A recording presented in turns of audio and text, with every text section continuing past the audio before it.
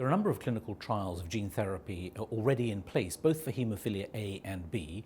These are being conducted in adults and involve using adeno-associated viral vectors into which either the factor VIII or factor IX gene is inserted. And the results of these have been published, at least in preliminary form, in major journals already, and the results are extremely encouraging. We've seen with factor IX, for instance, levels of over 30% achieved and expressed for up to a year. In the case of factor VIII, we've seen even more encouraging results with factor VIII levels actually within the normal range or above, expressed and maintained again for a year or more.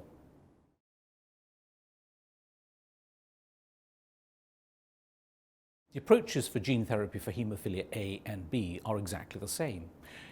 The clinical trials involve putting the factor VIII or factor IX gene into a viral vector, which is then injected into a peripheral vein. And then, hopefully, the virus finds its way into the liver. It's important to emphasize that the virus is what's called gutted. That is, there's no infectious material in there at all, and there's no risk of triggering an infection.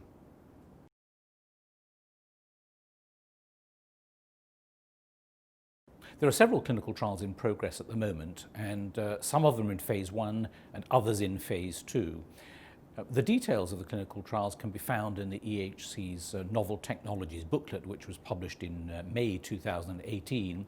But to give a rough idea, we expect phase 2 clinical trials for most, if not all of these clinical trials to be finished by about the end of 2021. In the case of phase 3 studies, I think we'll expect those to be completed by the end of 2023.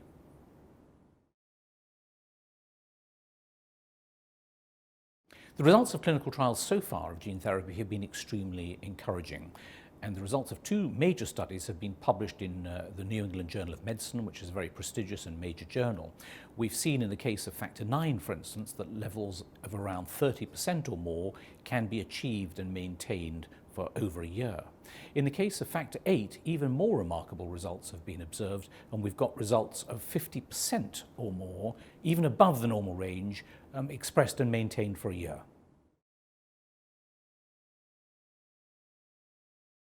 The results of the clinical trials of gene therapy so far are extremely encouraging. It's important to emphasize they've only been conducted in adults so far, but I think it's reasonable to expect that we will see gene therapy licensed within the next 5 years.